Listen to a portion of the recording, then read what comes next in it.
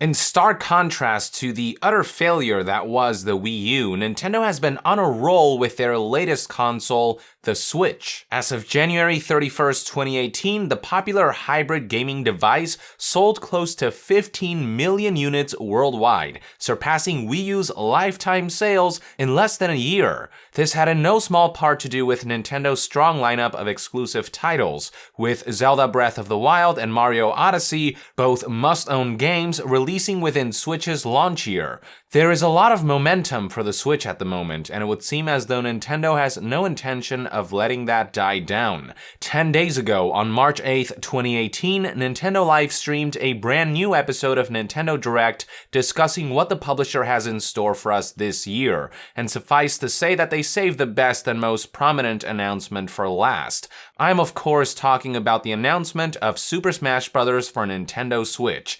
As someone who has been playing Smash Bros. Extensively since the original game for N64, I am beyond ecstatic for a brand new entry, which is why I figured this would be a good time to talk about everything we know so far about the new game prior to what I'm sure will be a major blowout at E3 2018. So without further ado, let's dive right into it.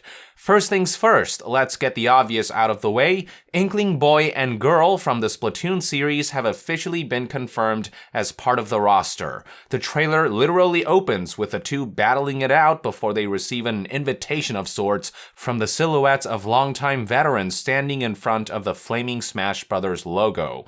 It'll be interesting to see what their movesets are, but judging by what was shown in the trailer and from my knowledge of the Splatoon series, I expect that the ink guns will be what their main form of offense is. I expect the Splat Bomb to be one of the special attacks, I'd guess B or forward B. I expect that they'll have to fill battle arenas with ink for certain abilities and movesets. I expect management of their ink gauge to be a crucial aspect, and generally I expect them to be one of the more intricate characters to master. Moving on, let's talk about the silhouettes standing in front of the fiery Smash Bros. Logo, which confirm a number of characters and reveal some interesting information. We get a close-up of two characters who I'm sure you will no doubt recognize. One of them is Mario, Nintendo's iconic mascot. Judging by what little we can make out here, it doesn't look like Mario is wearing Cappy, the hat from Mario Odyssey with the eyes and all that. But keep in mind that Cappy does camouflage itself as Mario's regular hat, which is why I won't rule out the possibility that they might update Mario's moveset to reflect his more recent outing. The other close-up is on Link, and immediately apparent is the fact that this is unquestionably Link from the latest Zelda entry, Breath of the Wild. This once again begs the question, will we see movesets updated to reflect this iteration of the character? I imagine that at the very least, we will see some aesthetic modifications, like bombs probably looking like they do in Breath of the Wild with the blue glow. But I wonder if aspects of Breath of the Wild's gameplay will seep into Super Smash Bros. For example, will bombs now be remotely detonated like they are in Breath of the Wild? Will Link's glider, arguably the most prominent item in Breath of the Wild, be somehow integrated into Link's moveset, perhaps as part of his up special recovery move? Hard to say at this point, but I think if they're aiming for Breath of the Wild Link for the new Smash Bros., they might as well commit by updating some of his moves as well. Which then brings us to the best shot we have of all the silhouettes, which shows the outline of a number of familiar characters. As you might expect, as soon as the trailer went online, the internet flocked to deduce who was peeking through the veil, and two Twitter users produced what I would say are the most accurate analysis. From left to right, we have Yoshi, Pit from Kid Icarus, Donkey Kong, Peach, Ness, Marth, Mario, Link, Sheik, Pikachu, Kirby, Samus, Zelda, Bowser, Fox, Captain Falcon, and Wario. Cannot say I disagree with any of these assessments. We've essentially got just about every Nintendo first-party franchise represented here in some way. None of these are particularly surprising confirmations, but it's still good to see the Nintendo OGs back together again, ready to kick ass. With that out of the way, this finally brings us to the logo, which is important to note as there is still a debate over whether this is a brand new Smash Bros. Game or an expanded port of the Wii U version.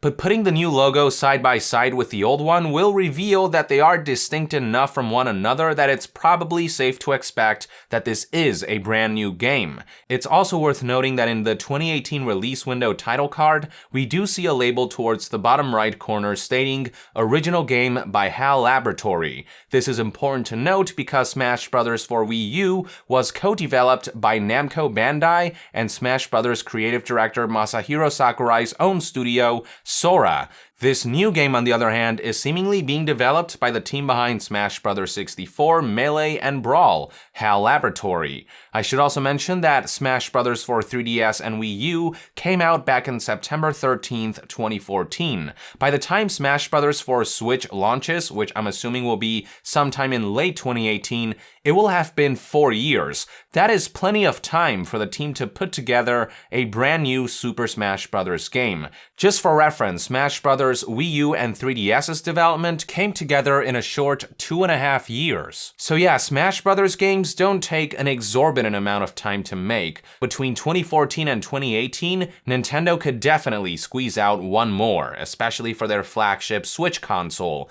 which is selling well beyond their expectations. Speaking of Masahiro Sakurai, the longtime Smash Bros. Director recently confirmed on his Twitter page that he is in fact involved with the project, stating, quote, "Right now we're just at the stage where we reveal this game, but I've been working on this game in silence day after day. Please wait until we can release more information or until release day." This is certainly a pleasant surprise, as Sakurai expressed shortly after the launch of Smash Bros. Wii U that it might be the last Smash Bros. Game he works on due to the physical and mental toll caused by the workload of these games and the expectations that come with them.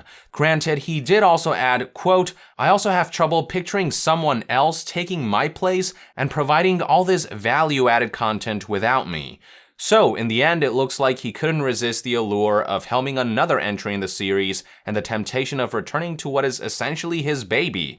I'm personally glad to see him back for another ride, but I do hope that he takes care of himself this time. I hope he delegates some of the more hands-on work to his team so that he doesn't have to strain himself to near breaking point like last time. Now, Sakurai did not disclose what his role in the game's development is, so we don't know if he's there as a director or supervisor, but regardless, it is safe to say that with him involved in some capacity, Smash Bros. For Switch is definitely in good hands. And that, ladies and gentlemen, is everything we know about Super Smash Bros. For Switch so far. It isn't a ton of information, but we'll probably learn a lot more in the upcoming E3 2018, where I'm sure Nintendo will show off the game's first official gameplay trailer, and maybe even allow attendees to get their hands on the game, especially since it's only a few months away from release. Until then, let us know in the comments below what characters you would like to see in the roster, and what franchises you'd like to see represented in some way in the game. With that, I would like to end this news update. Thank you for tuning in. If you enjoy my content, consider supporting me on Patreon. It is completely optional, but donating even as little as $1 a month will go a long way in helping this channel grow. And to be further updated on all things gaming news, reviews, and discussions, stay tuned right here on Yong Yeah. I'll see you guys next time. Yong out!